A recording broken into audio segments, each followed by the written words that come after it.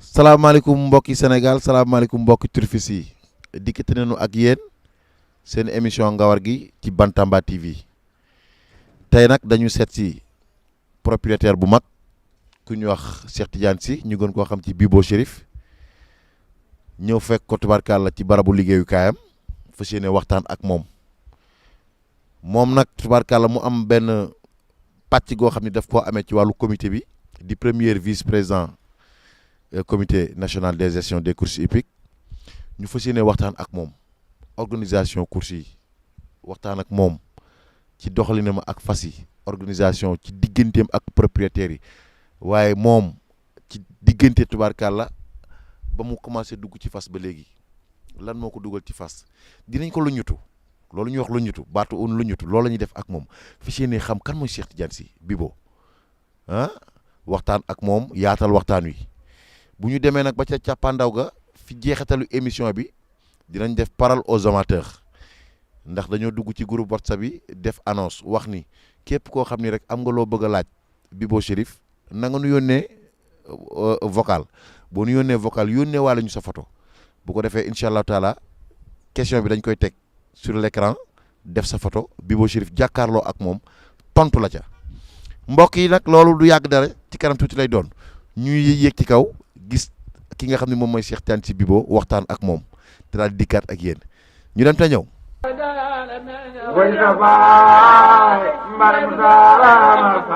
jërë ngeen jëf mbokk yi comme niñ leen ko waxee woon léegi rek bi ñuy yéeg ñoo ngi dalal nag Bibo Chérif Sy di gan goo xam tubaarkàlla gan gu mat gan la ndax moom xam-xam dafa màcc ci wàllu course waaye nag muy premier vice-président comité national de gestion des courses hippiques ñu fas yéene waxtaan ak moom li nga xam ni moom la amateurs yi bëgg li nga xam ni moom la supporters yi bëgg waaye li nga xam ni moom la propriétaires yi bëgg seen émission Bantamba TV une télé une vision fas yéene la dëgtal tey jii lépp loo xam ne rek tubaarkàlla nit ñi bëgg nañ ko dégg ci Bibo Chérif Sy Bibo ñoo ngi lay nuyu. waaw Cheikh maa ngi lay nuyu di la remercier ci sa teewaay di nuyu sa technicien yi nga àndal yëpp ci liggéey bi di nuyu waa Bantamba TV yëpp di nuyu tamit sa téléspectateur yëpp soo nee Bantamba TV sama xel day dem ci Bécaye Mbaye ndax Bécaye bàyyi la ci man ba pare maag njabootam tamit bi nga àndal di liggéey wax dëgg yàlla ay frère lañ Modou ak rakkam yeeg yëpp. jërëjëf Bibo waaye fi ñuy dooree suñu waxtaan rek mooy sa début ci course loolu la ñuy dooree waxtaan waaw Cheikh merci beaucoup alors yaa ngi may yóbbu fu sori parce que su may wax sama début ci course peut-être dinaa dellu quand même peut-être 10 ans en arrière 10 ou 11 ans mën naa ne fas bu ñuy wax Rayana laa njëkk dawal ci course mu nekkoon doomu Orchidée ak Siambla Siambla nekkoon étalon wu Maître Diagne ak Orchidée ëmm joxoon ma ko mu nekkoon jument bu rafet mais 2 courses la daw am colique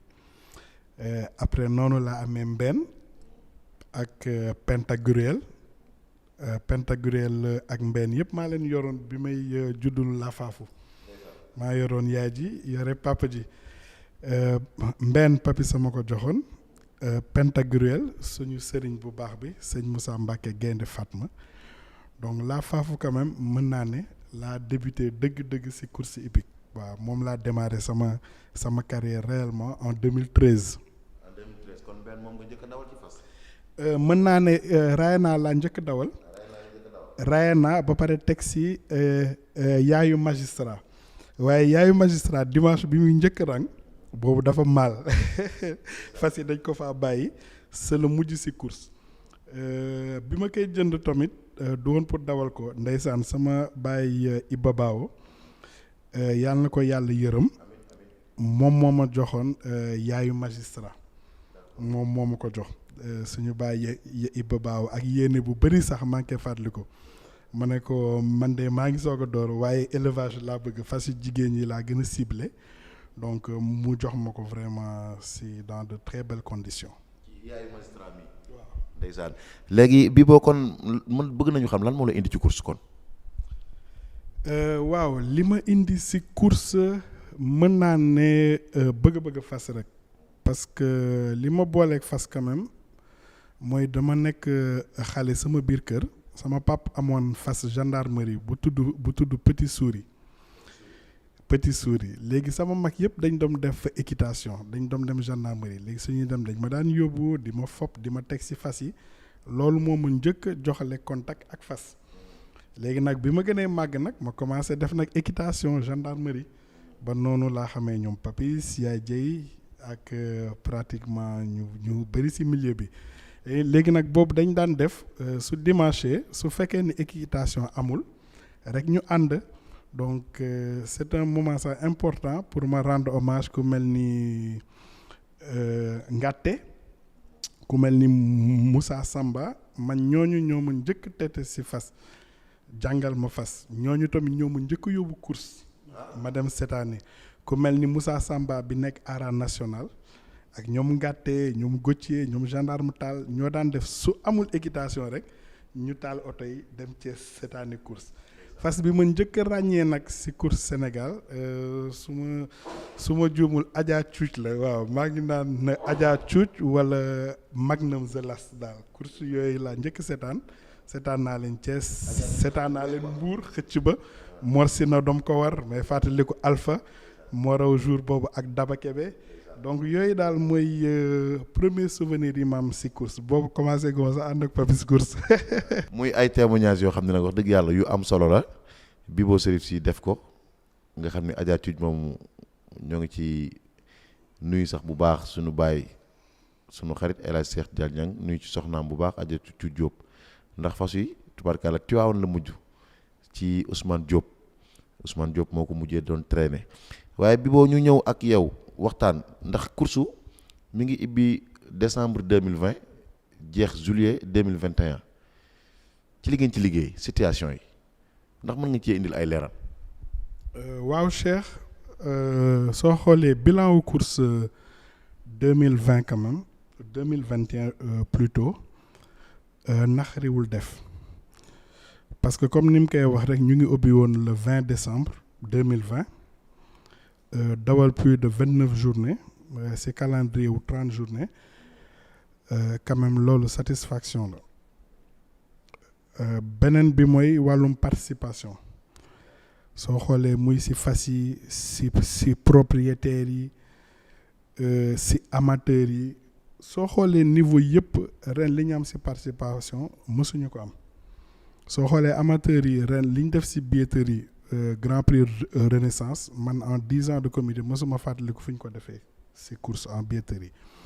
plus de 226 chevaux daw plus de 114 propriétaires engagés seen fas parc étalon bi tamit li ñu indi ren ay produits yu plus de 70 étalons beneen bi mooy mission décentralisation bi dem nañ Tivaouane dem nañ Daara Jolof dem nañu Louga beneen bi mooy retransmission en direct yi plus de 15 directs ci chaînes traditionnelles yi plus de 29 directs ak Sen Gallo boole ci ay chaînes yu bees nag ñëw yu mel ni Bantambami ñëw yokku ci li jëmmal tey maanaam lépp luy diffusion ci wàllu course hippique donc mën nañ ne daal de façon générale daal on a fait une très belle saison fi may jeexalee mooy course institution yi ren lañ dawal première édition conseil économique et social ak au conseil yooyu yëpp muy ay avancées yoo xamante ne gis nañ ko su ma ñëwee ci privé bi nga gis course Kirène course Godolphin président CRG yi tamit ku mel ni Omar Bao Junior Cheikh Ndiaye sa Tivaouane Pape Ndiaye ñoom ñëpp daal wane seen bopp ak benn jeune boo xamante ne ren dafa ñëw Louga première année et il a fait ses impressions Cheikh Lay donc yooyu yëpp nekk ay réussite yoo xamante ne mën nañ jël comme ni may wax rek benn saak rek ne lii moom ñu ñëpp ñi nga xamante ne ñoo seq comité bi ñu ñoo ko bokk rek liggéey ko suñu borom may ñu ci ndam. jërëjëf Bibo ñu liggéey ko suñu borom may ñu ci ndam li nga xam ne nag tubaarkàlla nit ñi bëgg nañ ci am ay leeral mooy 2% yi nga xam ni boobu léegi dañ ciy waxtaan ci diggante comité bi ak waa LONASE kooku nga jox ñu ci ay tegtal. waaw Cheikh Ndiaye en fait 2% yi c'est très simple ah ñii nee nañ 2% bi dañ ko doon jël ci recette brute yi ñii ne dañ ko doon jël ci net bi tey LONASE mi ngi koy joxe ci net bi ci solde concessionnaire bi donc LONASE dafa di partenaire u CNG décret bi jógee ci président de la République ndax moom rek moo am doole boobu moom rek moo habilité wu signé kayit gu mel noonu mën na am agencement technique et financier bi ñu ci bëgg a def ba àgg ci brut bi loolu day nekk parcours administratif waaye du parcours boo xamante ne mën na conflictuel parce que ñun ñëpp neen la damay rappeler ni nun on est un CNG maanaam état moo ñu wóolu dénk ñu jox ñu LONASE société état la donc li seq affaire u 2% bi yëpp ce sont des compétences publiques li ñu mën rek mooy di féliciter et puis di remercier encore président si bim ñu ko signalé ba pare dox rek fexe la nga xamante ne ñu ngi koy am LONASE tey loolu yokku par tous les voies et moyens légaux et amicaux yoo xamante ne tey mën nañ ci jaar ba tey li ñuy am mu mën a yokku mais ci doxu jàmm rek lay doon. ci doxu jàmm rek lay doon xam naa ni dañ koy bàyyi moom mu daal di souffler ñu tegal ko course bi nga xam ni Amine moo ko raw ci rawin boo xam ni tubaarkàlla macha allah rawin bu neex la rawin bu jaar yoon loolu dikkaate gin ci plateau bi fas yéene wéyal suñu waxtaan ak Bibo. mais fi may génn na Alpha Ndiaye moo xaaj groupe bi ñëw en deuxième position mais ñu doon loo xamante ci 14 lañu alors Sanu Sall ba léegi génn na nekk doomu Tibotin Sanu Sall mooy doomu Ndeye Daaru Salaam Sanu Sall mooy doomu Baraka 2 waaye Sanu Sall génn na magam bii Daaru Salaam raw na grand bi chef de l'État raw na ay renaissance Sanu Sall génn na joxale ma 3 ou 4 longueurs Alpha Ndiaye ñu point de deuxième position waaye ñu des ñëpp seex ñu def benn bloc ndax 1150 la ñu war a daw que le meilleur gagne seex Papa Diadja que le maire gagne waaye mu mel ni Maguette Diop dafa des ca box ya Maguette Diop laay seen noonu ca box ya waaye ki génn ba léegi tubaarkaala Sanu Sall la Sanu Sall génn na Alpha Ndiaye ñëw na papa ñi nga ko war Sanu Sall nag tubaarkaala ki ko war mooy Fallou Diop waaye Amine ñëw na Amine dikk na Papa Diadja Amine ñëw na waaye course bu nar a rëy Papa Diadja te nar a neex course bu nar a rëy Amine doomu la faafu doomu Patagruel Sanu Sall génn na doomu Ndeye Daaru Salaam en deuxième position Alpha Ndiaye moo fa nekk Tabara 2 moo ko jur Tabara Kasarul moo ko jur en troisième position Amine moo fa nekk Amine doomu Pachiteur biir la Pachiteur biir majoreen Cheikh jëkk mi ngi en cinquième position mais bu ñu laa dégg tala mi dañuy def avancement papa ñi nga jàppale ki nga xamante si nii mooy Sanu Sall nag ki nga xam ne moo ko war mooy ki nga xam ne mooy Fallou Diop ñoom ñaar ku nekk la nga grand chef de l'État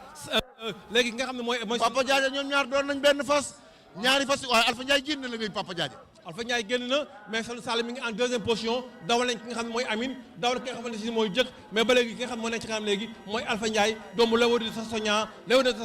doomu Altieri la Cheikh Papa Diadja Alpha Ndiaye génn na deuxième position Sanu Sall moo fa nekk troisième position Amine ñëw na ci seen kaw nag léegi Amine mi ngi bëgg a jàpp Sanu Sall Amine a ngi bëgg a jàpp ñaan ngaa ngee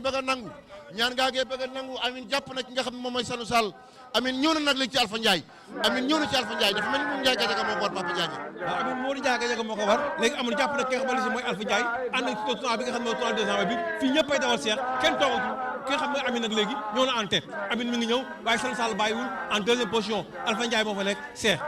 jërëjëf Amine génn na deuxième position ki nga xam moo fa nekk mooy Alpha Ndiaye troisième position mooy ki fa nekk numéro 13 oh Papa Diadja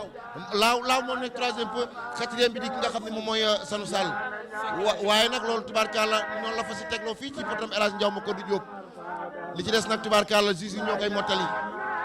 noonu la fa si tegloo fii ci potom El Hadj Ndiaw ma ko du Diop xaasa seen jërëjëf Amina ci course bu am solo boobu nga xam ni tubaarkalla tegal nga ñu ko Amine raw ko xam naa ni sax bala ñoo xuus ci question yi Amine turu Amine bi lan moo ko indi bala ñoo sori. waaw turu Amine bi mën naa ne sant yàlla rek moo tax ma tuddee ko Amine parce que Amine maanaam vision boo xam dama ko teel a am la daal bi may moom mbenn déjà maam ji maa ngi tegoon foofu sama bët maanaam mbenn jural ma 3/4 boo xamante ne dina ma jural fas bu raw parce que man mes premiers chevaux yu ma dawal ñoom laa faafu ak yooyu yëpp maa ngi doon dawal c'est vrai que def nañ de très beaux parcours raw nañ fu ne mais sama bët ci élevage laa ko mës a def parce que dañ may tooñ sax des fois gars yi sax di waxee bi boo amul fas mais wala bëriwul fas parce que man j'ai fait un choix c'est-à-dire que man qualité rek laa bëgg c'est-à-dire que man maam benn fas bu baax moo ma gënal maam 10 chevaux moyens donc je suis très sélectif ci sama ay fas donc tey soo amee fas boo xamante ne yaa juddule yaay ji fas bi daw raw donc loolu beneen affaire la moo tax la faafu bi mu defee course maanaam ba Grand Prix chef de l'État mu raw groupe 2 bi dem élevage ñëw indil ma doom donc dama naan amin ñaan bu nangu la foofu nag laa ubbee nag sama élevage wu 2e catégorie parce que la faafu nag peut-être moom moo waroon déclencher dëgg sama élevage donc indi amin c'est-à-dire que liggéey bi tàmbali na propriétaires yi mooy qualité bi gën a important bu propriétaire war a am mooy da ngay dal donc propriétaire su ma la doon jox benn qualité dama lay wax il faut nga am lucidité parce que course dafa di loo xamante ne ak élevage ak yëpp mënoo ko prédire c'est-à-dire tey ñaari champion ça veut pas dire que 100% dañuy jur champion yaay bu jur fas bu mën a daw mën na jur beneen du mën a daw donc fas contexte soo ko contextualiser soo si bëggee nekk yàgg si génn si il faut nga dal parce que y a beaucoup de chance damay faral di répéter benn wax bu kii di wax cricket la xamante ne c'est une grande championne raw Grand Prix chef raw Arc de Triomphe plusieurs fois saa bu ñu ko laajee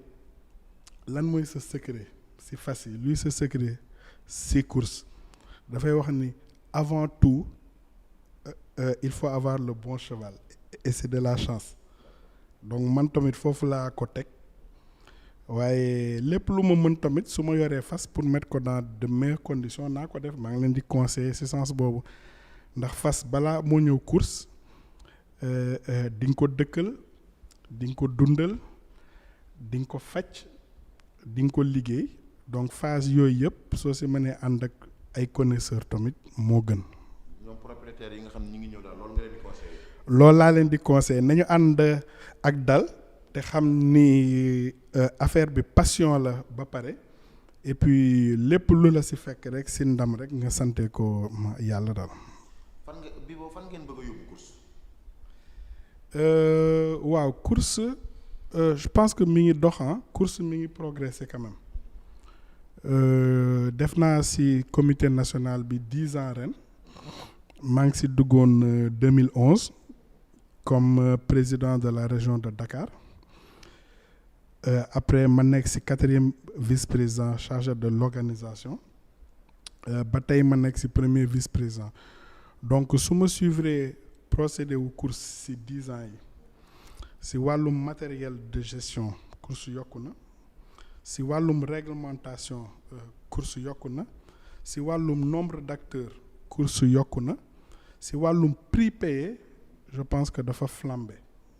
parce qu'on n'est pas loin de 300 millions de gains par année te yaakaar naa ni CNG fas yéenewul dawal saison bu gën a yées bi mu dawal ren donc ren c'est une saison témoin boo xamante ne CNG bëgg na fi jaar ba gën a dox ay jéego maanaam yokk décentralisation bi parce que am na dëkk yoo xamante ne mën nañ fa dawal te dawalaguñu maanaam dem ci ay courses de campagne mais surtout prix yi nag prix yi gën a important loo xamante ne borom fas yi gën ci gis seen bopp tey li ñuy jox borom fas yi donte takku na suñu bët mooy yokk ko toujours rek nekk ci sensu di améliorer prix yi ñu leen di tegal. ñu fàttali leen nag ni kii ñu toogal mooy premier vice-président comité national de gestion des courses hippiques di Bibo Chérif Sy wala bokk Cheikh Tidiane Sy waaw Bibo vice-président lan la jural. peut-être pas grand chose mën naa ne mais quand même bon xam nga cër moom du tuuti wax dëgg yàlla cër du tuuti ba pare 17 millions de Sénégalais ñu tànn la si ne yow yaay deuxième personnalité bu course c'est pas n'importe quoi donc foofu mënuma lu dul remercier ministre des sports pour confiance am remercier tamit surtout président Cheikh ndax peut-être des fois sax ñu ne bi boobu moo initié lii moo def li waaye damay ne toujours le président Cheikh mooy suñu capitaine le président Cheikh su ma jëlee teg fële sax côté paternel beeg yooyu mais liggéeyam ci course njëriñam ak vision am ak engagement am vraiment c'est une personne à aider à féliciter et à accompagner waaw njëriñ bi ma gën na amal sax sama poste de président bi ma am ni mooy ma liggéey ci wetu président Cheikh mais parce que moom ma expérience am tey yokkal na ma loo xamante ne mi ngi may jëriñ sax au-delà des courses parce que président Cheikh quand même c'est une personnalité am na expérience il a eu à gérer beaucoup de choses dans ce pays course passion am la mu bëgg ko nekk ci nii rek mais soo ko côtoyé jege ko di nga yokk bu baax tey en termes de compétences et en termes de connaissances surtout. jërëjëf Bibo xanaa ñu laaj la rek kan mooy sa référence ci wàllu course. su ma waxee sama référence ci course dañ ne boo parce que gorob la xaritam la mais bon Papis mooy sama référence ci course lan moo tax Papis nekk sama référence ci course parce que man Papis moo ma jàngal course Papis moo ma njëkk yóbbu ci piste d'entraînement wu course joor ga ma xam ni fas dafay jàpp ma xam ni fas dafay lekk dugub ma xam ni fas nii ak nii lañ koy élever donc waxuma la sax yam ci référence mais quand même c'est mon formateur en matière de course hippique quoi lu bëri moom moo ma ci formé et puis c'est une belle référence parce qu'il a quand même fini de faire ses preuves quoi dans les courses hippiques quand même wax dëgg yàlla acteur la boo xamante ne tey xam nga il a beaucoup de chevaux raw na de très grandes courses ba pare ci wàllum organisation sax mi ngi ci def ay jéego mais parce que mi ngi ci 10 ans wu Renaissance 10 ans wu Renaissance je pense que c'est le seul promoteur à avoir tenu autant 10 ans Renaissance boo xamante ne fi ñu toll nii commencé na ko ubbi ci Afrique Burkina ñëw fi Mali ñëw fi 10 ans de Renaissance boo xamante ne moo ñu yóbbu ba Burkina ñu fekk fa 6 pays mbir mi yaatu te incha allahu rabbi 11e édition Renaissance je pense qu'on aura une des plus belles courses de l'histoire du Sénégal. foofu noonu bëggoon nañ ci sax sof ay kàddu bala ñu laa tegal course bi nga xam ne mooy course magistrat nga indi ci ay leeral tuuti rek ci Burkina boobu nga xam ne demoon nañ fa te Nasrullah raw fa mbégte gi ngeen ci am ba jël coupe bi ñëw yóbbul ko ministre des sports Matar Ba loolu ndax mën nga cee jox tuuti jàngat daal. waaw une très belle expérience ah maa jiite woon délégation bi président Cheikh yabal ma ma ànd ak waa écurie Cuuj waa Sengalo Diawara El Hadj Omar Diawara jëmmal délégation bi ñooñu ña nga xamante ne ñooñu invité ñun ñoo leen invité woon 1 mois avant fii Sénégal bi ñu ñëwee ne li ngeen réaliser nii moom suñu àggee rek il faut ñu def ko dafa rafet trop ñoom bi ñu demee invité nañu 6 pays def 3 journées de course vendredi samedi dimanche fasu Sénégal yi jóge fii def 2000 kilomètres dem ba Burkina Nasrullah am fa ndam bu rëy une très belle victoire vraiment ñu si féliciter tamit monde turfiste yëpp parce que nit ñi niñ jëlee victoire bi rafet na bi ñu demee indi ndam li tamit ministre des sports recevoir ñu ba pare nañu bis bi ma leen recevoir nii dafa symbolique ndax tey laay féete 7 ans ci ministère bi maanaam anniversaire la donc yéen laay féete ndoo sama anniversaire tey fii ci ministère bi félicité ñu yokk ñu moral yokk ñu confiance ndax moom xam na li ñuy daj ci course yi te toujours dafay répéter ni li ngeen di def nii defaloo leen ko seen bopp Sénégal ngeen koy defal man ministère des sports ngeen ko defal parce que soo leen di def yi doo leen ma ci teg benn coono te donte da ngeen war a ñëw sax ñu appuyer leen jàppale leen loolay yoon mais toujours rek da ngeen di jël seen ay moyens ci sensu développement wu sport au Sénégal. wax ji rafet na jaar na yoon waaye Amina maa ngi ànd ak tey suma caméraman di Pape Modou nga xam ni c'est un grand caméraman waaye ñu dem seetaan course magistrat bi te daal di ñëw continuer waxtaan wi.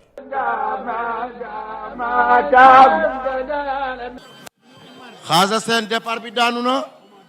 magistrat génn na Daaru Xuddoos ñëw na waaye dóor nañ Mazor tubaarkàlla karawaas càmmoñ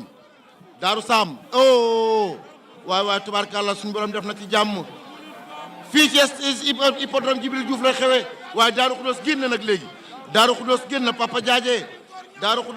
Papa Diadje deuxième position ka fa nekk moom mooy magistrat troisième position ka fa nekk mooy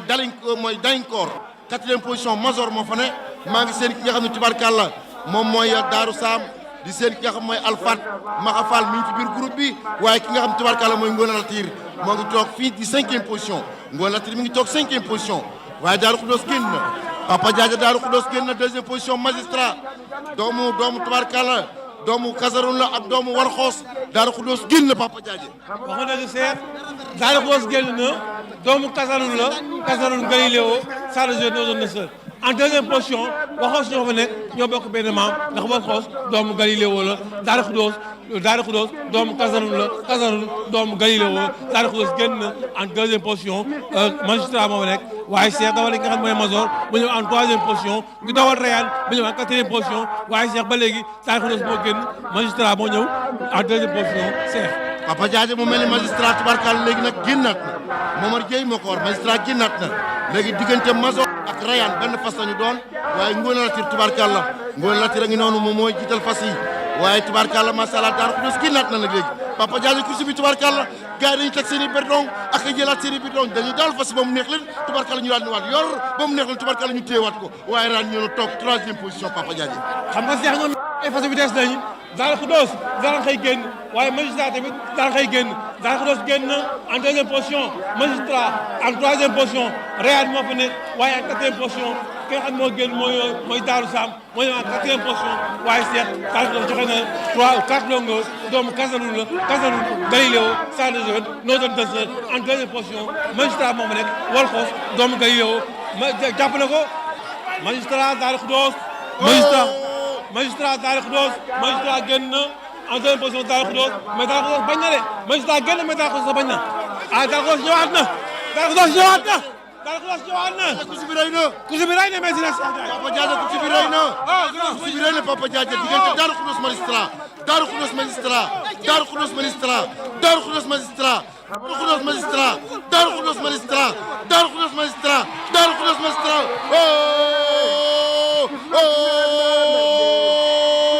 Papa Diadje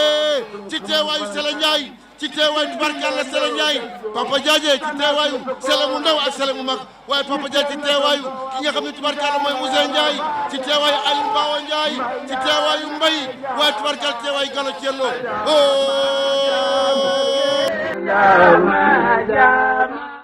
dafa am lu ñu waxante woon léegi nga wax ma ko. waaw li ma la waxoon rek waxoon naa la jockey bi day joué tey waxoon naa la ko préparé naa fas xam naa expérience am mais dañ koy bàyyi ak moom rek mu réglé ko. li ngeen ko waxoon rek la def boo amee bon départ après moom mooy nit gérer course am macha allah.